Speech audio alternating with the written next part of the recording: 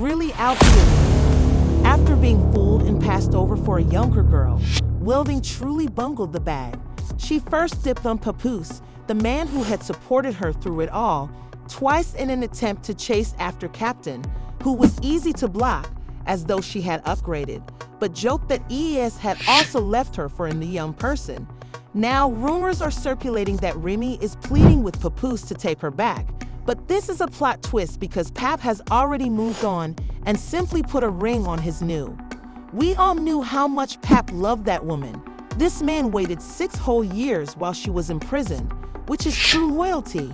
But it's obvious that wasn't enough for Remy because the moment she became involved with Eazy things between her and Pap began to fall apart. Nevertheless, lady, it's a complete mess. It's crazy, and Remy is out here looking completely lost. Like a side nigga, that means main man don't know me. I will creep up. Niggas is really mad that when they go to sleep at night and I wake up, we both wake up, it's like we doing better than them niggas, so them niggas is... And following all of that chaos, Eazy went and did Remy a lot of dirty work. Rumor has it that he didn't simply leave her. Instead, he traded her in for 2 younger women. Now, Remy is out here looking really stuck, as if she's just realized she played herself. Fresh tea is spilling that ES has been having affairs with 2 women from the battle rap scene, and not too long ago, people began speculating that he was seeing his ex-girlfriend San again, establishing a closer relationship with another artist from his Trenches league CB. The situation became complicated after battle rapper Tasmanian Terra, who is also attached to Trenches, decided to bomb her podcast. She revealed screenshots of what appeared to be messages from San, who openly acknowledged that she was having an affair with Eazy last summer and even implied that he had been having an affair with Seb. I'm the one that makes him valid in Philly. He needs me. I made him valid, and now he with Remy. He trying to treat me like this, but she don't even know that I came to the hotel because this is what he told me. She was feeling really messy that day, so when she woke up, she decided to use violence because she called San out on Instagram as if she were getting paid for it. She said, "I'm smiling in that lady's face knowing you fought her man is crazy," which had everyone's mouths dropped open. As you are already aware, both Can and CB wasted little time in attempting to take it down. San immediately posted on Twitter, claiming, "I'm not doing Eazy and having it in years now." Whether or not people believe her is a different matter. See, don't get out of character. This ain't cosplay. I'm a motherfucker. Delonte. I punch on shit. Javante. I'm crazier than Kanye. I'm wilder than Deontay. For the record, CB the Lias just went online and wrote, "I'm too fine to be an FMI league owner. I'm around because I'm dope. If you want to make me look bad, you better off finding and telling the truth and who you all were feeling that." She also included receipts to support her claims, so she made sure to let people know she's been. She has been making moves on her own and wants you to know that she's in these rooms because of her talent and not some messy situationship. She has been working hard and flaunting her accomplishments, such as being the first artist from Eazy's Trench League to touch the stage on Remy Ma's Chrome 23 platform. Even throw caution to the wind. Without them soft free rock bars from Eazy, you got nothing. That's why he plugged in with Breezy. I got substance, but let's talk about it. But let's face it, people are still ignoring this entire situation because where there is smoke, there is usually fire. And with Eazy being involved with 2 different women on top of all that drama with Remy, something is obviously wrong. After all, why else would he have allegedly stepped out on her in this way? Let's talk about it.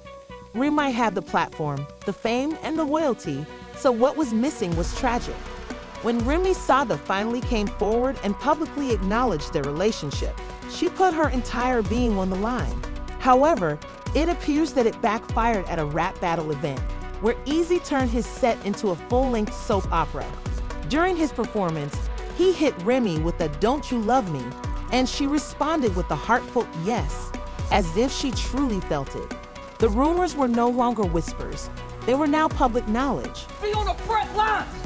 Hey, yo, Remy, don't you love me? Yeah. See, right there, that's the punchline.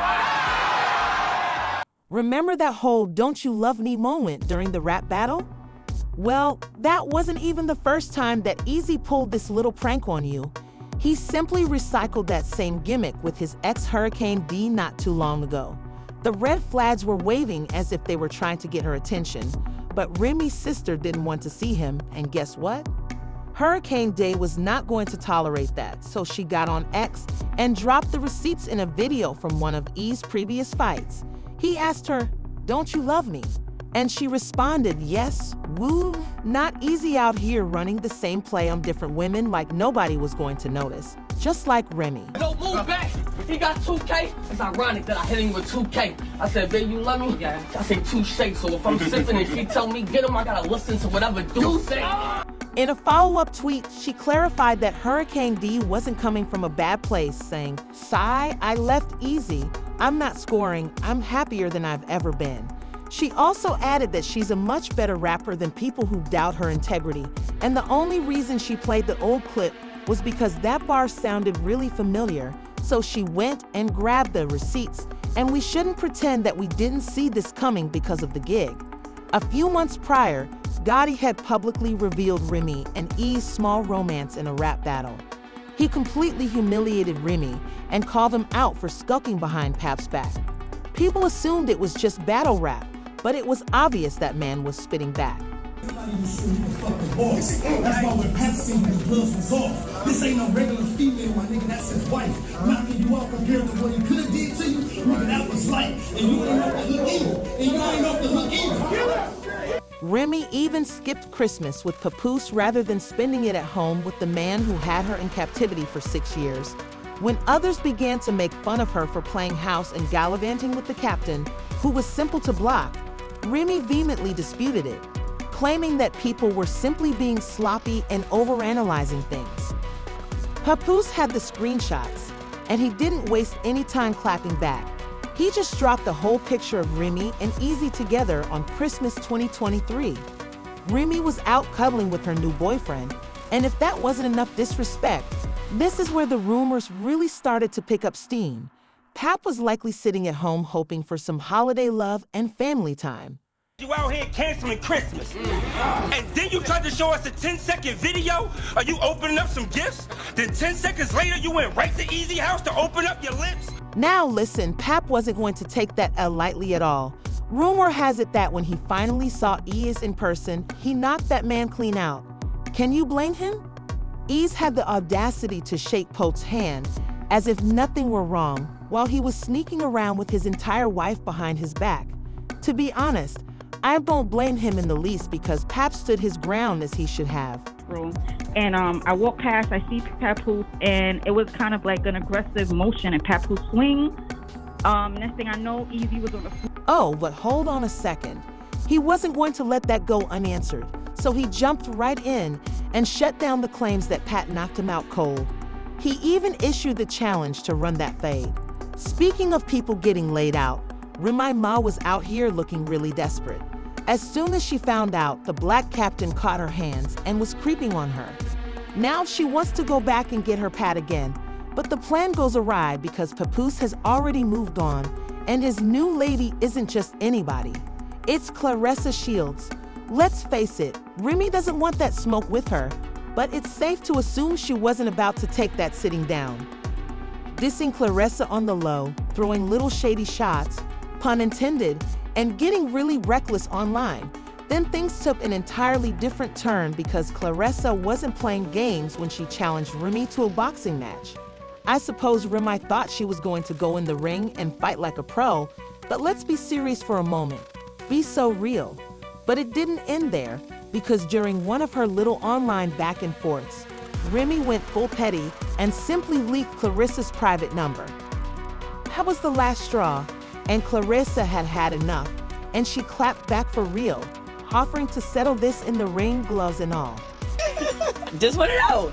At this point, the girl leaked my number. What? Your actual telephone number? So at this point, you can give me $1 and I'll put it in your purse. Naturally though, 50 Cent couldn't just sit back and watch, so he had to step in and offer some advice. When 50 says something you might want to listen, he took to Instagram to give Claressa a brief warning. Whatever you do, don't fight her because she would get the blick champ.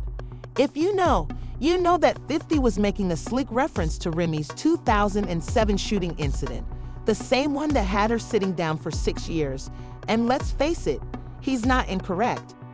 You go with him now? I agree with that. I believe it firmly that she's innocent.